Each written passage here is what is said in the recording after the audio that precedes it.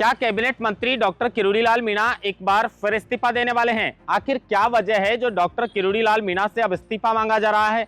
Doctor Kirodilal Meena तो एक ऐसे नेता हैं जो चाहे सत्ता पक्ष के नेता हो या विपक्ष, सबकी नाक में दम करने की ताकत रखते हैं। अब ऐसा क्या हुआ कि डॉक्टर किरोड़ीलाल मीणा का इस्तीफा मांगा जा रहा है?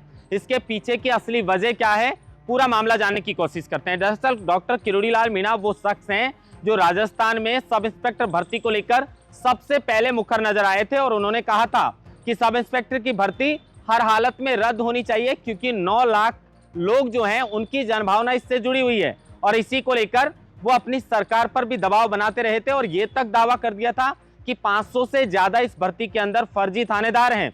इस भर्ती को हर हाल में सरकार को रद्द करना चाहिए। यहां तक कह दिया था कि जो एडवोकेट जनरल हैं वो चाहते हैं कि इस भर्ती को रद्द किया जाए, एसओजी इस भर्ती को रद्द करवाना चाहती है, पीएचक्यू इस भर्ती को रद्द करवाना चाहती है। तो वहीं जो सब कमेटी सरकार के द्वारा बनाई गई थी वो सब कमेटी भी चाहती थी कि सब इंस्पेक्टर भर्ती के अंदर बड़े स्तर पर धांधली हुई है और इस भर्ती को रद्द करना चाहिए। डॉक्टर किरोड़ीलाल मीणा ने भी कहा था कि मैं भर्ती को रद्द करवाने के पक्ष में हूं और मैं चाहता हूं कि जो निर्दोष लोग हैं वो बच जाएं, लेकिन दोषियों को किसी भी सूरत में बख्शना नहीं है।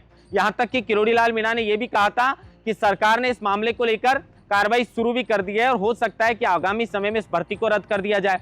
लेकिन कुछ समय से किरोड़ीलाल मीणा पूरी तरीके से अपने महकमे के कामकाज पर जो है वो ध्यान दे रहे हैं, वहां पर उनकी सक्रियता पूरी नजर आ रही है। लेकिन प्रधानमंत्री नरेंद्र मोदी हो या राजस्थान बीजेपी के तमाम नेता हो, राजस्थान में विधानसभा चुनाव हो या फिर लोकसभा चुनाव हो, पेपर लीक को सबसे बड़ा मुद्दा बनाया था और कहा था कि राजस्थान में कांग्रेस सरकार में 18 पेपर करवाए गए, उसमें से 17 पेपर लीक हैं।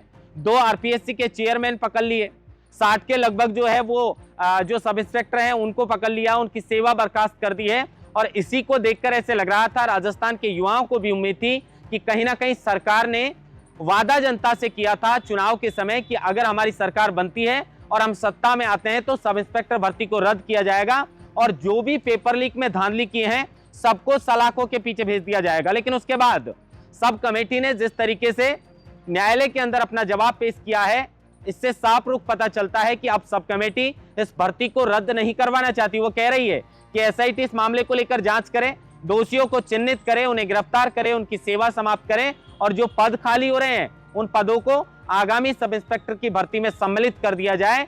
भर्ती को रद्द करना जल्दबाजी होगी, ये कहना है सब कमेटी का। तो ऐसा लग रहा है, हालांकि 7 जुलाई को फिर से इस भर्ती पर क्या नया अपडेट आएगा उसका भी इंतजार रहेगा। लेकिन गोविंद सिंह डोटासरा जो कांग्रेस के प्रदेश अध्यक्ष हैं वो कह रहे हैं कि क्या चुनाव से पहले सिर्फ जनता को भ्रमित करने के लिए बीजेपी सरकार ने ऐसा काम किया था? क्या बीजेपी के नेताओं ने सिर्फ सत्ता हासिल करने के लिए राजस्थान की जनता के साथ में इस तरह का खिलवाड़ किया है? क्योंकि बेरोजगार युवा तो आज भी उम्मीद लगाकर बैठे हैं कि कहीं ना कहीं सब इंस्पेक्टर भर्ती में जिसमें 500 से ज्यादा फर्जी होने का दावा जो है वो कहीं ना कहीं कैबिनेट मंत्री डॉक्टर किरोड़ीलाल मीणा ने किया था। एसओजी ने भी ये कहा था कि बड़े स्तर पर धांधली हुई है। जो एडवोकेट जनरल हैं उन्होंने भी अपनी राय दी थी कि इस भर्ती को रद्द करना चाहिए। तो फिर अचानक क्या हो गया कि इस भर्ती को सरकार जो है वो कह रही है कि जल्दबाजी होगा, इसको रद्द नहीं की जानी चाहिए। अब इसी मामले को लेकर कांग्रेस के जो प्रदेश अध्यक्ष हैं गोविंद सिंह डोटासरा वो ट्वीट करते हुए जो है वो कहीं ना कहीं लिखते हैं कि सत्य और असत्य के बीच की रेखा धुंधली नहीं, स्पष्ट होनी चाहिए। भाजपा सरकार और कृषि मंत्री को यह बताना चाहिए कि अब एसआई भर्ती को लेकर राजस्थान के 9 लाख लोगों की भावना का क्या होगा। मंत्री जी को यह भी बताना चाहिए कि जन भावना के साथ खड़े होने का दम भरना क्या सिर्फ सत्ता लूटने का षड्यंत्र था? क्योंकि भाजपा सरकार ने एसआई भर्ती को लेकर जो निर्णय किया है वह मंत्री महोदय के माहौल, बयानों और बखेड़ों के विपरीत युवाओं के साथ एक बहुत बड़ा कह सकते हैं कि विश्वासघात है।